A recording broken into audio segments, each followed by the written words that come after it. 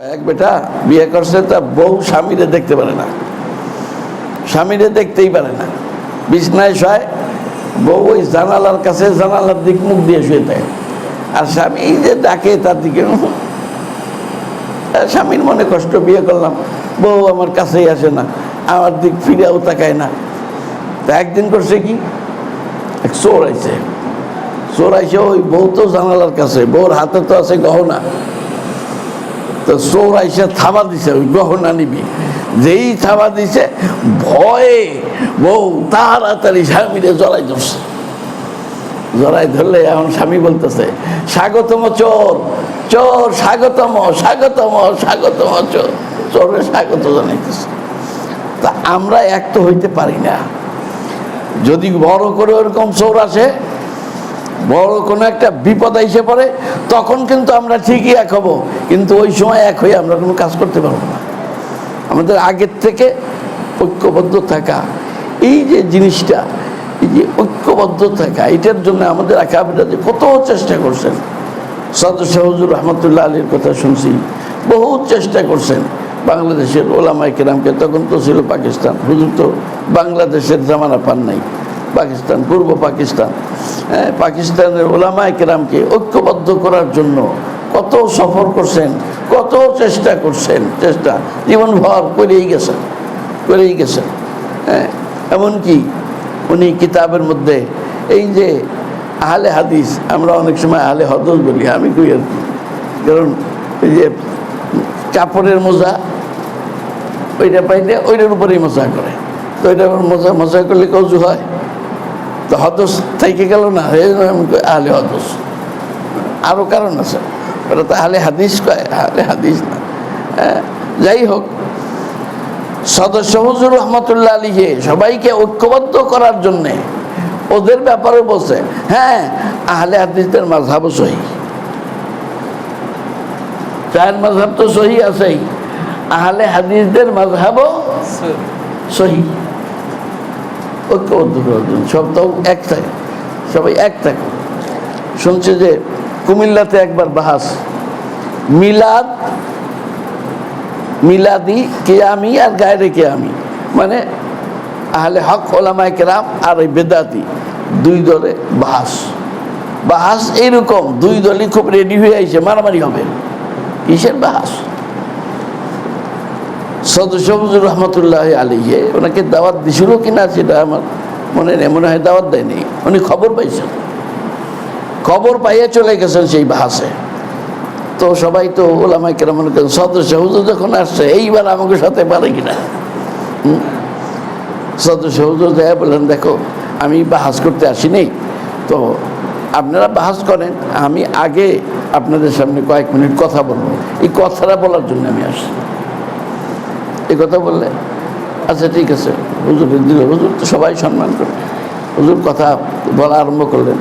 কথা বলতে বলতে বলতে বলতে ওই মজলিসের মধ্যে উভয় গ্রুপ কান্না শুরু করে দিল, চোখ দিয়ে পানি পড়া আরম্ভ করল, কানতে কানতে। তারপরে হুজুর কেন, দেখো বাহাস বাহাসা করো না, বাহাস বাহাসা করো না, মুসলমান এক হয়ে থাকো, এক হয়ে থাকো, রক্ষা নাই। মুসলমান বাঁচতে পারবে না, বাঁচতে হলে এক হয়ে থাকতে হবে। এইসব খুঁটিটি মশলা নিয়ে ইখতিলাফ করো না, করো না ইখতিলাফ। শেষ পর্যন্ত কোনো বাহাস হয়নি, কান্নাকাটি করিয়া সদস্য হুজুর কাছে সবাই মাফ চাইয়া তারপর সেখান থেকে বিদায় হয়েছে।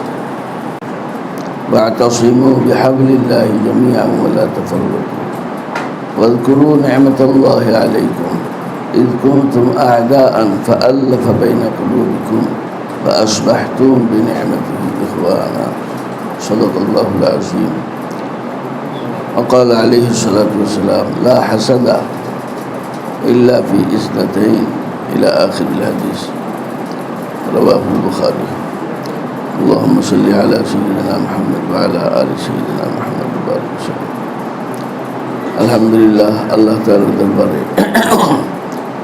লাখো লাখো শুকর, কোটি কোটি শুকর, অসংখ্য অগণিত শুকর। আল্লাহ রাব্বুল আলামিন আমাদেরকে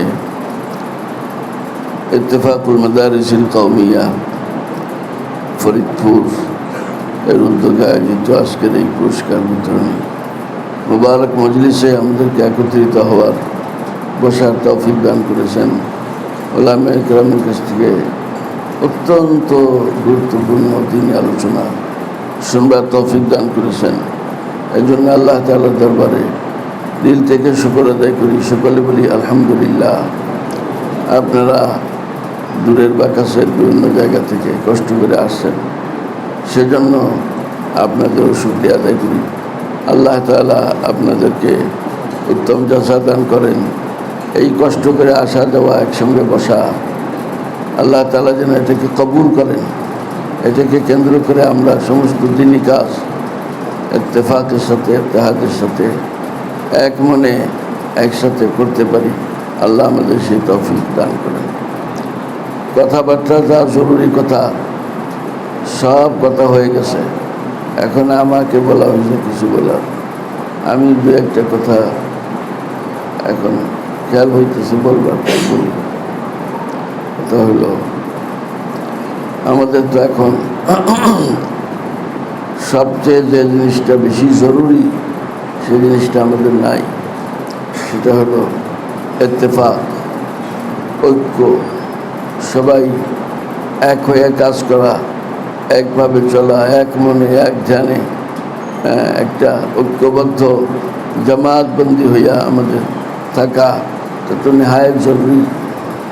কিন্তু আমাদের দেশের অবস্থা হইল এই ইত্তেফাক, ইত্তেহাদ করতে যাইয়া আরও ইখতিলাফ হয়ে গেছে। ইত্তেফাক আরও ইখতিলাফ হয়ে গেছে। এই আমাদের আহমদুল্লাহ আশরাফ সাহেব রহমতুল্লাহ আলী বলতেন যে ইত্তেফাক তো ফাঁক হয়ে গেছে, ইত্তেফাক ফাঁক হয়ে গেছে। আমরা যখন ছোট, তখন রাজনৈতিক যে সমস্ত সংগঠন ছিল ওলামায়ে কেরামের, একটা ছিল জমিয়তে ওলামা ইসলাম, আরেকটা ছিল নিজাম ইসলাম। এরপরে দুইটারে এক করতে যাইয়া তৃতীয় আরেকটা হইল, সেটার নাম জমিয়তে ওলামা ইসলাম ও নিজাম ইসলাম পার্টি। আমার মনে পড়ে যে এই যে এক বাপের ছেলে, ও মানতেক পড়িয়াইছে ভালো করে। এখন মানুষ হলো 3 জন, ডিম হইল 2টা, কেমনি ভাগ করবে? মানতেক পড়া যে ছেলে, ও বলতেছে যে আমি তো মানতেক পড়ছি, তোমরা আমার লেখাপড়া শিখাইছো, এই 2টা ডিমরে আমি 3টা বানাই দিতে পারি, তাহলে আমরা 3 জন ভাগে মিলে গেল। কথাই তো ভালোই, বানাও। তো এ হলো একটা, এ হলো আরেকটা, 2টা, আর এই 2টা মজমুই হাইসিয়াতে আরেকটা। কয়টা হইল? বুঝেন নাই? এই হলো ডিম একটা, এই হলো আরেকটা, আর 2টার মজমুই হাইসিয়াতে কি আরেকটা। তাহলে কয়টা হইলো? 3টা। বাপে কয় কি, বাবা ওই মজমুই হাইসিয়াতে যেটা হইতো ওইটা তুমি খাও, আর এই 2টা আমরা 2 জন খাই।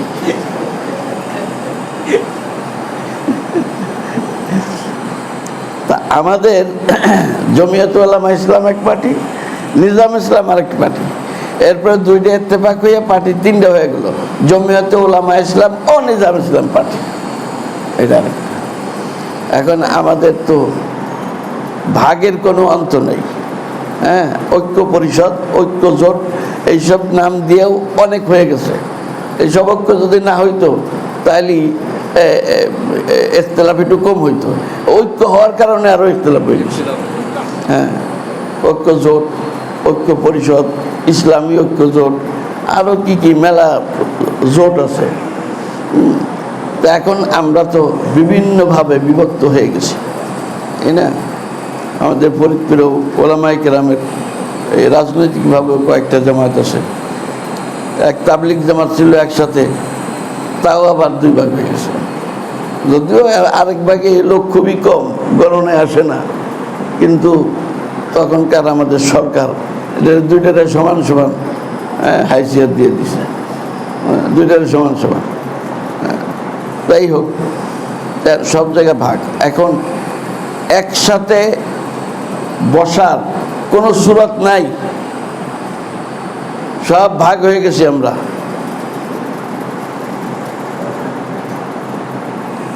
এই জন্য আমাদের আকাবিরদের পরামর্শ মোতাবেক আমরা একটু ফিকির করছিলাম যে আমরা ফরিদপুরে, যেহেতু কেন্দ্র থেকে আমাদেরকে বলছে প্রত্যেক অঞ্চলে আঞ্চলিক বোর্ড, ইত্তেফাক হোক, ইত্তেহাদ নাম হোক, এগুলোর নাম কোনো কোনো জায়গা আছে ইত্তেহাদুল মাদারিসুল কওমিয়া, কোনো জায়গায় নাম দিয়েছে ইত্তেফাকুল মাদারিসুল কওমিয়া, বিভিন্ন জায়গায় নাম দিয়ে আঞ্চলিক বোর্ড করতে। আমাদের খেয়াল ছিল যে আমরা আঞ্চলিক বোর্ড নামে যেটা করব ফরিদপুরে, এটা শুধু বেফাক না, বেফাক এবং গায়রে বিফাক যত মাদ্রাসা আছে, মহিলা মাদ্রাসা, পুরুষ মাদ্রাসা, হেফজখানা, সমস্ত মাদ্রাসাগুলো আমরা একসাথে বসতে পারি কিনা। আসলে তালিম, কোরআনে কারীমের তালিমের যে বিষয়টা, এই বিষয়ে ঐক্যবদ্ধ হওয়া সহজ এবং এইটাই আসল তরিকা। নাহলে দেখেন কোরআন শরীফে আল্লাহ তাআলা, আমি আয়াত পড়ছি, ওয়াতাসিমু বিহাবলিল্লাহি জামিয়া। এই হাবলুল্লাহ মানে কি?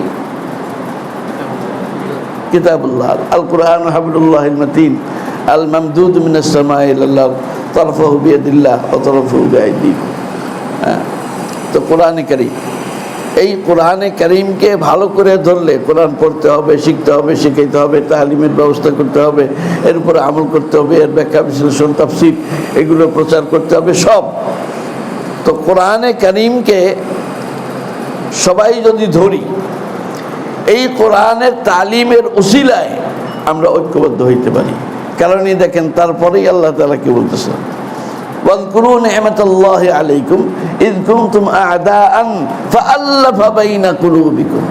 কোরআনের তালিম, কোরআনকে সবাই ঐক্যবদ্ধভাবে ধরার কথা বইলা তারপরেই বলতেছেন যে স্মরণ করো তো, তোমরা তো সব দুশমন ছিলে, ভাগ ভাগ ছিলে। ফাআল্লাফা বাইনা কুলুবিকুম। রাসূল আকরাম সাল্লাল্লাহু আলাইহি ওয়াসাল্লামের উপরে কোরআন নাযিল হয়েছে, আর সাহাবায়ে কেরাম সেই কোরআন শিখছেন, হুজুর কোরআনের তালিম দিছে। এখান থেকেই সব কি হয়ে গেছে, ফাআল্লাফা বাইনা কুলুবিকুম। এই জন্য আমরা যদি এই কোরআনের তালিম মানে মাদ্রাসার তালিম, এই মাদ্রাসার তালিমকে কেন্দ্র করে এটাকে সামনে রেখে আমরা যদি সবাই ঐক্যবদ্ধ হইতে পারি, রাজনৈতিকভাবে ভিন্ন ভিন্ন, বিভিন্নভাবে ভিন্ন ভিন্ন থাক, তারপরেও আমরা এই শুধু তালিম, কোরআনে কারীমের তালিম, দ্বীনের তালিম, মাদ্রাসার তালিম, এইটাকে কেন্দ্র করে, এটাকে সামনে রেখে আমরা যদি সবাই মিলে চেষ্টা করে ঐক্যবদ্ধ হইতে পারি, তাইলে আমাদের বিরাট একটা শক্তি। আর ঐক্যবদ্ধ হওয়া ছাড়া উপায় কিন্তু নাই। দুশমনেরা আমাদেরকে ভাগ ভাগ করে নিয়ে নেবে, আমাদেরকে ছাড়বে না। হ্যাঁ, মাঝে মধ্যে যখন বড় করে ধাক্কা আসে, তখন কিন্তু সবাই বলে হ্যাঁ আসলে আমাদের এক থাকা দরকার, এক থাকা দরকার। হ্যাঁ, যখন ধাক্কা আসলেই তখন এই অবস্থা হয়। আমি কবে যেন এই কারণে এখন এই গল্প করেছিলাম, তা আমাদের একজন এই গল্প বলছিল, এক বেটা বিয়ে করছে, তা বউ স্বামীরে দেখতে পারে না, স্বামীরে দেখতেই পারে না, বিছনায় শয়, বউ ওই জানালার কাছে, জানালার দিক মুখ দিয়ে শুয়ে থাকে, আর স্বামী যে ডাকে তার দিকে। স্বামীর মনে কষ্ট, বিয়ে করলাম, বউ আমার কাছেই আসে না, আমার দিক ফিরেও তাকায় না। তা একদিন করছে কি, এক চোর আইছে, ওই বউ তো জানালার কাছে, বউর হাতে তো আছে গহনা, তো চোর আইসে থাবা দিছে, ওই গহনা নিবি, যেই থাবা দিছে ভয়ে বউ তাড়াতাড়ি স্বামীরে জড়াই ধরছে। জড়াই ধরলে এখন স্বামী বলতেছে, স্বাগতম চোর, চোর স্বাগতম, স্বাগতম, স্বাগতম চোর, চোরের স্বাগত জানাইতেছে। তা আমরা এক তো হইতে পারি না। যদি বড় করে ওরকম চোর আসে, বড় কোনো একটা বিপদ এসে পড়ে, তখন কিন্তু আমরা ঠিকই এক হব, কিন্তু ওই সময় এক হয়ে আমরা কোনো কাজ করতে পারবো না। আমাদের আগের থেকে ঐক্যবদ্ধ থাকা, এই যে জিনিসটা, এই যে ঐক্যবদ্ধ থাকা, এটার জন্য আমাদের আকাবিরা যে কত চেষ্টা করছেন। সদস্য হুজুর রহমতুল্লাহ আলীর কথা শুনছি, বহুত চেষ্টা করছেন বাংলাদেশের ওলামায়ে কেরামকে। তখন তো ছিল পাকিস্তান, হুজুর তো বাংলাদেশের জামানা পান নাই, পাকিস্তান, পূর্ব পাকিস্তান। হ্যাঁ, পাকিস্তানের ওলামায়ে কেরামকে ঐক্যবদ্ধ করার জন্য কত সফর করছেন, কত চেষ্টা করছেন, চেষ্টা জীবনভর করেই গেছেন। হ্যাঁ, এমনকি উনি কিতাবের মধ্যে এই যে আহলে হাদিস, আমরা অনেক সময় আহলে হদিস বলি, আমি কই আর কি, কারণ এই যে কাপড়ের মোজা ওইটা পাইলে ওইটার উপরেই মজা করে, তো ওইটা মজা করলে কৌজু হয়, তো হদস থেকে গেল না, আহলে হদস। আরও কারণ আছে, ওটা তো আহলে হাদিস কয়, আহলে হাদিস না। হ্যাঁ, যাই হোক, সদস্য হুজুর রহমতুল্লাহ আলীকে সবাইকে ঐক্যবদ্ধ করার জন্যে ওদের ব্যাপারে বলছে, হ্যাঁ আহলে হাদিসদের মাযহাবও সহি, চার মাযহাব তো সহি আছেই, আহলে হাদিসদের মাযহাবও সহি। ঐক্যবদ্ধ করার জন্য সব তো এক থাকে, সবাই এক থাকে। শুনছে যে কুমিল্লাতে একবার বাহাস, মিলাদি কেয়ামি আর গায়রে কেয়ামি, মানে আহলে হক ওলামায়ে কেরাম আর এই বেদাতি, দুই দলে বাহাস এইরকম, দুই দলই খুব রেডি হয়ে আইছে, মারামারি হবে। কিসের বাহাস? সদস্য হুজুর রহমতুল্লাহ আলাইহি ওনাকে দাওয়াত দিছিল কিনা সেটা আমার মনে হয় দাওয়াত দেয়নি, উনি খবর পাইছেন, খবর পাইয়ে চলে গেছেন সেই বাহাসে। তো সবাই তো ওলামায়ে কেরাম মনে করেন সদস্য হুজুর যখন আসছে এইবার আমাকে সাথে পারে কিনা। সদস্য হুজুর দেয়া বললেন, দেখো আমি বাহাস করতে আসিনি, তো আপনারা বাহাস করেন, আমি আগে আপনাদের সামনে কয়েক মিনিট কথা বলবো, এই কথাটা বলার জন্য আমি আসছি। এই কথা বললে আচ্ছা ঠিক আছে, হুজুর দিল। হুজুর তো সবাই সম্মান করে, হুজুর কথা বলা আরম্ভ করলেন। কথা বলতে বলতে বলতে বলতে ওই মজলিসের মধ্যে উভয় গ্রুপ কান্না শুরু করে দিল, চোখ দিয়ে পানি পড়া আরম্ভ করল, কানতে কানতে। তারপরে হুজুর কেন, দেখো বাহাস করো না, মুসলমান এক হয়ে থাকো, রক্ষা নাই। মুসলমান বাঁচতে পারবা না, বাঁচতে হলে এক হয়ে থাকতে হবে। এইসব খুঁটিটি মশলা নিয়ে ইখতিলাফ করো না ইখতিলাফ। শেষ পর্যন্ত কোনো বাহাস হয়নি, কান্নাকাটি কইরা সদস্য হুজুর কাছে সবাই মাপ চাইয়া তারপরে সেখান থেকে বিদায় হয়েছে। হযরত মাওলানা মুস্তাফা আল মাদানী রহমাতুল্লাহ আলাইহি, ওনার কথা শুনছি। উনিও বিভিন্ন ঘরানার ওলামায়ে কেরামকে ডাইকে একসাথে কইরা ঐক্যবদ্ধ করার চেষ্টা করছে। তো উম্মতের মধ্যে, বিশেষ করে ওলামায়ে কেরামের মধ্যে একটা জোর পয়দা করা, এটা খুবই আহাম জিনিস। এই জিনিসটার আহাম্মিয়াত আমাদের অন্তরে না থাকার কারণে আমরা ঐক্যবদ্ধ হইতে পারতেছি। অন্তত তালিম, এই তালিমকে সামনে রেখা আমরা যদি সব মাদ্রাসাগুলো একসাথে মিলে চলতে পারি, সবাই সবার ভালো মন্দ দেখবে, কার কি অবস্থা হালাত সেগুলো নিয়ে সবাই চিন্তা ভাবনা করবে। কারো কোনো বিপদ আসলে সবাই মিলে সেই বিপদের মোকাবেলা করবে, যাতে সেই বিপদ থেকে তাকে রক্ষা করা যায়। কোনো মুসিবত আসলে ঐক্যবদ্ধ থাকলে মুসিবত সহজে আসতে পারবে না, সবাই যদি ঐক্যবদ্ধ থাকে। আর ভাগ হইলে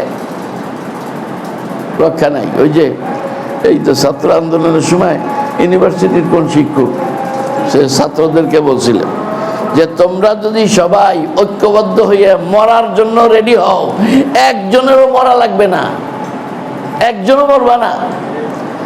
আর যদি সবাই যার যার মতো বাঁচতে চাও, যে আমি ওই সব দরকার নেই, আমি তো বাঁচি, তো সবাই যদি আলাদা হইয়া বাঁচতে চাও, একজনও বাঁচতে পারবা না, আর সবাই ঐক্যবদ্ধ হইয়া মরার জন্য যদি রেডি হও, তাহলে একজনও মরবা না। তার এই কথায় ছাত্রদের মধ্যে ঐক্যবদ্ধ আন্দোলন এইটাকে আরো বেগবান করছে। যাই হোক, আমাদের এই একটা জিনিস আমার সবচেয়ে বেশি গুরুত্বপূর্ণ মনে হয়, যে আমরা পুরুষ মাদ্রাসা, মহিলা মাদ্রাসা, ছোট মাদ্রাসা, ছোট না। আমাদের যাত্রাবাড়ি হুজুর একদিন বলছিলেন, আমাদের মাদ্রাসায় আসছিলেন প্রথম আমরা যখন মাদ্রাসা আরম্ভ করলাম, মানে আগে তো হেফজখানা ছিল, পরে যখন আমাদের দাওরা হাদিস পর্যন্ত মাদ্রাসা শুরু করার এই প্রোগ্রাম হইয়া ইফতেতাহের সময় ওনাকে আমরা পাইলাম, ওনাকে দাওয়াত দিলাম। তা আমি কেবল বলছি, হুজুর আমাদের ছোট্ট একটা মাদ্রাসা। বলে না মৌলানা, এই মাদ্রাসা ছোট মাদ্রাসা, মাদ্রাসা ছোট না, মক্তব্য যদি হয় এটাকে ছোট বলা যাবে না। ভালো ছোট না, মাদ্রাসা সবই কোরআনের তালিম। শেখুল হাদিস হুজুর বলতেন, আরে যারা মক্তবে পড়ায়, নাজেরা পড়ায়, ওরা যেটা পড়াইতেছে ওইটা হলো ফরজে আইন। কারণ প্রত্যেকের কোরআন শরীফ সহি শুদ্ধ না হইলে তো নামাজই হবে না, তো ফরজে আইন। আর আমরা যারা হাদিস পড়াই, এটা ফরজে আইন না। সবাই আলেম হওয়ার দরকারও নেই, হ্যাঁ কিছু লোক আলেম হইতে হবে, ফরজে কেফায়া, ফরজে আইন না, কিন্তু ওটা তো ফরজে আইন, সেজন্য ওইটার গুরুত্ব অনেক বেশি। যাই হোক, ছোট মাদ্রাসা হোক, বড় মাদ্রাসা হোক, মক্তব হোক, নুরানি মক্তব হোক, হেফজখানা হোক, বা 2-3 জামাত হোক, অথবা তারপরে হাদিস ইফতা, যাই হোক, সব মাদ্রাসা তো মাদ্রাসা। সবাই আমরা ঐক্যবদ্ধ থাকার যদি আমরা চেষ্টা করি, কি বলেন, লাভ হবে না ক্ষতি হবে? হ্যাঁ, লাভ হবে না? তা আমরা পারবো না এটা সবাই ঐক্যবদ্ধ হইতে?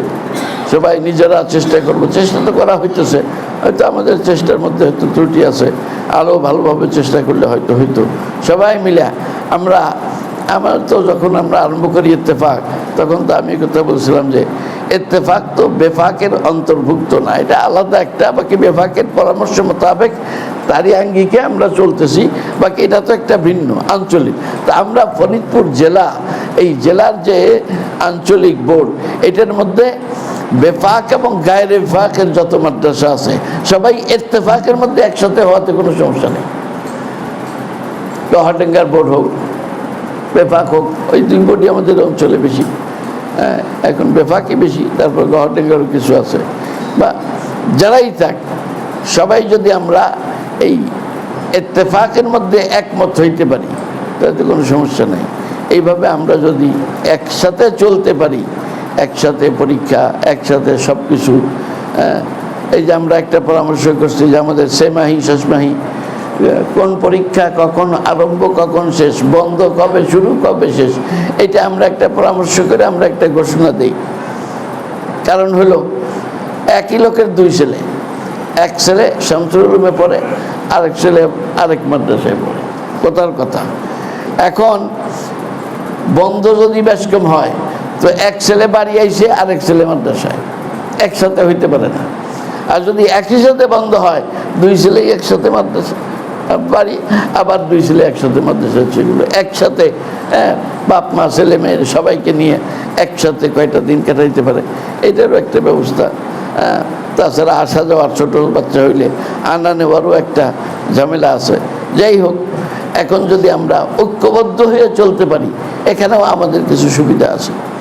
আর তালিমের মান যে বাড়ে, উন্নত হয়, সেটা তো আপনারা এতক্ষণ শুনছেন, আর শোনা লাগবে কি, এটা তো আপনারা দেখতেছেন যে তালিমের মান কি হইতেছে, উন্নত হইতেছে। একটা ছোট মাদ্রাসা, যে মাদ্রাসা ইত্তেফাকের কারণে এখন লেখাপড়া ভালো হইতেছে, রেজাল্ট ভালো হয়ে গেছে। হ্যাঁ, তো এই জন্য আমাদের ইত্তেফাক, সবাই মিলে কিভাবে ঐক্যবদ্ধ সবাইকে করা যায়, সবাই জুড়ে মিলে কিভাবে থাকা যায়, এইটার একটা চেষ্টা আমরা সবাই মিলে করি। কি বলেন, রাজি আছি নাকি? আমরা সবাই মিলে করতে পারবো না? সবাই মিলে চেষ্টা করি যাতে ঐক্যবদ্ধ হয়। আর একটা হাদিসের একটু অংশ বলছিলাম যে লা হাসাদা ইল্লা ফি ইসনাতাইন, আপনারা জানেন এখানে হাসাদের মতলব হলো গিবতা। কথা হলো গিবতা তো সমস্ত জায়েজ জিনিসের মধ্যেই গ্রেপ্তার করা যায়, কিন্তু লা হাসাদা মানে লা গিবতাতা ইল্লা ফি ইসনাতাইন কেন বলবো? যে আসলে কাবিলে গ্রেপ্তা জিনিস 2টা। একটা হলো একজনকে আল্লাহ তাআলা ইলম দান করছেন, সে ইলম মোতাবেক সে ইয়াকজি বিহা ওয়া ইউআল্লিমুহা। আরেকজন হলো টাকা পয়সা দিছে, সে দান করে, সমস্ত উমুরে খায়রের মধ্যে সে দান করে। তা এখন এই যে ইলমের একটা বিষয়, এটা কাবিলে গ্রেপ্তা, তার মানে এখানে তারগীব দেওয়া হইতেছে যে এখানে গ্রেপ্তা করা চাই। হ্যাঁ, গ্রেপ্তা করতে হইলে একজনের ভিতরে ভালাই আছে, ইলমি ইস্তেদাদ আছে, একটা মাদ্রাসার তালিম ভালো হয়, আর সেটা যদি কেউ না জানে তাহলে গ্রেপ্তা করবে কেমনে? জানা লাগবে না? জানতে হলে তো এক জায়গা হইতে হবে, একসাথে পরীক্ষা দিতে হবে, পুরস্কার বিতরণী মজলিস করতে হবে, তখনই দেখা যাবে যে এই অমুক মাদ্রাসা হ্যাঁ ভালো রেজাল্ট কীভাবে করলো, তাহলে আমাদের মাদ্রাসায় যাতে ভালো রেজাল্ট হয় আমরা চেষ্টা করবো। কিন্তু গ্রেপ্তা করা তো বিশেষ করে ইলমের ক্ষেত্রে গ্রেপ্তা করার কথা হুজুর সাল্লাল্লাহু আলাইহি ওয়াসাল্লাম নিজে বলতেছেন। কারণ এখানে আমাদের গ্রেপ্তা করা দরকার, এখানে আমাদের ঈর্ষা করা দরকার, এই ভালো সিফাত আমাদের অর্জন করা দরকার। এবং এই সমস্ত ভালো কাজের মধ্যে সাহাবায়ে কেরামের মধ্যে মুসাবাকাত ছিল, কে কার আগে যাইতে পারে, পাল্লা দিত পাল্লা। হ্যাঁ, আবু বকর রাদিয়াল্লাহু তাআলা আনহুর সাথে ওমর রাদিয়াল্লাহু তাআলা আনহু সবসময়ই পাল্লা দিতেন, প্রতিযোগিতা করতেন, পারতেন না কোনো সময়, কিন্তু চেষ্টা ছাড়েন নাই। হ্যাঁ, মা লা ইউদরাকু কুল্লুহু লা ইউতরাকু কুল্লুহু, ছেড়েও দিতেন না, চেষ্টা করতেন। তো যাই হোক, দিনী কাজে ভালো কাজে বিশেষ করে ইলম তালিমের ক্ষেত্রে মুসাবাকাত, এটা তো খুব একটা আহাম জিনিস, যেটার তারগীব হাদিসের মধ্যে দেওয়া হয়েছে। সেজন্য আমাদেরও সবাই মিলা এইখানে মুসাবাকাত, সবাই আগে যাওয়ার চেষ্টা করা, এর দ্বারা কী হবে, তালিমের মান উন্নত হবে, আরও উন্নত হবে। এই চেষ্টা যদি আমরা অব্যাহত রাখতে পারি, আমাদের একসময় তালিমের মান অনেক উন্নত হয়ে যাবে। আমরা আমাদের ছেলেরা সহি ইলমি ইস্তেদাদ পয়দা হবে তাদের মধ্যে। ইলমি ইস্তেদাদের জন্য অনেক জেহেন জাকাওয়াতের দরকার নেই, মেহনত শর্ত, ইখলাসের সাথে মেহনত মুজাহাদা, এটা যদি কেউ করে তাইলে বড় আলেম হইতে পারে। আমি বিভিন্ন মাদ্রাসায় এই ঘটনা বলে থাকি, আজকে ওই কথাটা বলে শেষ করি। কফফালে মারওয়াজি শাফিঈ মাযহাবের একজন বড় আলেম, আপনারা জানেন কফফালে মারওয়াজি। এই কফফালে মারওয়াজি 40 বছর বয়সে এলেম শিখতে গেছে, তারও একটা কারণ আছে। আরেকজন ছিল কফফালে শাসি, উসুর শাসি, যে এলাকার শ্বাস এলাকায় বাড়ি, কফফালে শাসি। এই কফফালে শাসি ছোট্ট একটা তালা বানাইছে, ওজনও দেওয়া আছে কিতাবে, ওজন পরিমাণটা মনে নেই, ছোট্ট একটা তালা বানাইছে, সারা দেশে মশহুর হয়ে গেল, আরে এত বড় আলেম এত ছোট্ট এত সুন্দর তালা বানাইছে। তো কফফালে মারওয়াজি ওইটা দেখা ওর চেয়ে ছোট একটা তালা বানাইছে, ওজনও কম, তালাও ছোট, আরো সুন্দর। কিন্তু কফফালে মারওয়াজির কথা কেউ কয় না, কোথাও এটার কোনো শহরত হইল না।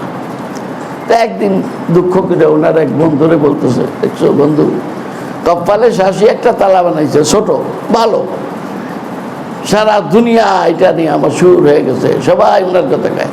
আরে আমি যে তার চাইতেও ছোট আরো সুন্দর একটা তালা বানাইলাম, আমার কথা কেউ কয় না। তাহলে বন্ধু বলছে, বন্ধু ওনার কথা কয় এটা তালার কারণে না, ওনার কথাটা শুরু হয়ে গেছে এটা হলো ওনার হেলিমের কারণে। উনি একজন বড় আলেম, তারপরে সুন্দর তালা বানাইছে, এই কারণে শোহরত। আপনি তো আলেম না, আপনি একটা তালা বানাইছেন, আরো ভালো বানাইছেন, বানাইতেই পারেন, এটা শোহরতের কিছু নাই। ও তাইলে আমি আলেম হব, তাই যদি আমি আলেম হব। বয়স কত? 40 বছর। মানে এক উস্তাদের কাছে যায় পড়তে, কিছুদিন পড়ার পর উস্তাদ কেন, বাবা তোমার দ্বারা হবে না, কিছু মনে থাকে না, কিছু বোঝে না, কিচ্ছু পারে না, তোমার দ্বারা হবে না। চলে যায় আরেক উস্তাদের কাছে, হুজুর আমি আলেম হব। আচ্ছা ঠিক আছে, কয়েকদিন পড়ানোর পর ও মানা করে দেয়, না বাবা তোমার দ্বারা হবে না, বয়স হয়ে গেছে তো, হবে না। এরকম করতে করতে তারপরে এক উস্তাদের কাছে গেছে। ওই উস্তাদের কাছে গেলে উনি বলছেন যে ঠিক আছে, তোমারে আমি 3টা শব্দের একটা সবক দিলাম কিতাবুল মুজানি থেকে, 3টা শব্দ বলে এটা মুখস্থ করে সকালে শোনাবা, যদি শোনাইতে পারো তাহলে বুঝবো যে হ্যাঁ তুমি আলেম হইতে পারবা। আচ্ছা ঠিক আছে, কি? হাদা কিতাবুন ইখতাসারতুহু, এই 3 শব্দ। এইটা মুখস্থ করে এসে সকালে শুনিতে হবে। শব্দ কয়টা? কি এইটা আবার মুখস্থ করা লাগে নাকি? এখন ওই সবক নিয়ে আইসা এশার নামাজ পড়ে ঘরের ছাদের উপরে উঠছে, ফজর পর্যন্ত চিল্লাইয়া চিল্লাইয়া পড়ছে, হাদা কিতাবুন ইখতাসারতুহু, হাদা কিতাবুন ইখতাসারতুহু, ফজর পর্যন্ত। ফজর পর্যন্ত চিল্লাইয়া পড়ার পরে একটু ঘুম আসছে, এই তাড়াতাড়ি ঘুম ভাঙছে, ঘুম থেকে উঠে ফজরের নামাজ পড়ছে। নামাজ পড়ে এখন সবক শোনাইতে যাবে হুজুরের কাছে। তখন সবকটা মনে করি, কি সবক পড়লাম, ও মনে নেই, মনে নেই, মনে নেই। এই যে তালাশ করতেছে, এই সারা রাত পড়লাম যে, এই যে পড়লাম, এই যে সারা রাত, এই যে কি জানি কি জানি, এই যে চেষ্টা করতেছে 3 শব্দ, হাদা কিতাবুন ইখতাসারতুহু, সারা রাত পড়ছে, এখন মনে নেই, বুঝলেন?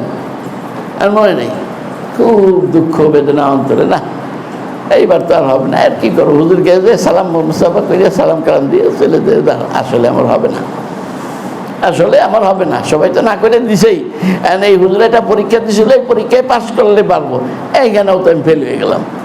3টা শব্দ সারা রাত পড়লাম, ঈশার থেকে ফজর পর্যন্ত, আর এখন ভুলে গেলাম, কোনো রকম মনে করতে পারলো না। শেষেরও আনা দিছে, উস্তাদরে কইয়া সালাম টালাম দিয়ে চলে যাবে। যেই বাইর হয়েছে, পাশের বাড়ির এক মহিলা ওনারে দেখে চিল্লে উঠছে, এই মিয়া সারা রাত ঘুমাইতে দাও নাই, হাদা কিতাবুন ইখতাসারতুহু, হাদা কিতাবুন ইখতাসারতুহু, হইছে কি তোমার? হ্যাঁ, সারা রাত ঘুমাইতে দাও নাই, হাদা কিতাবুন ইখতাসারতুহু, হইছে কি? যেই ওই মহিলা কই উঠছে, আমি তো ওহো পাইছি, তো এই যে হারাই গেছিল, পাইছি রে, পাইছি পাইছি পাইছি, আর সমস্যা নেই। এখন উনি কথা, মহিলা কি কইলো না কইলে তাকে, উনি তো খুশিতে বাগ বাগ, হারাই গেছিল, পেয়ে গেছি, হ্যাঁ পরীক্ষায় পাস, হাদা কিতাবুন ইখতাসারতুহু, এরকম করতে করতে যাইয়া হুজুরকে, হুজুর সবক মুখস্থ শোনাও, হাদা কিতাবুন ইখতাসারতুহু। হ্যাঁ, কে হুজুর কথা আছে, কি কথা?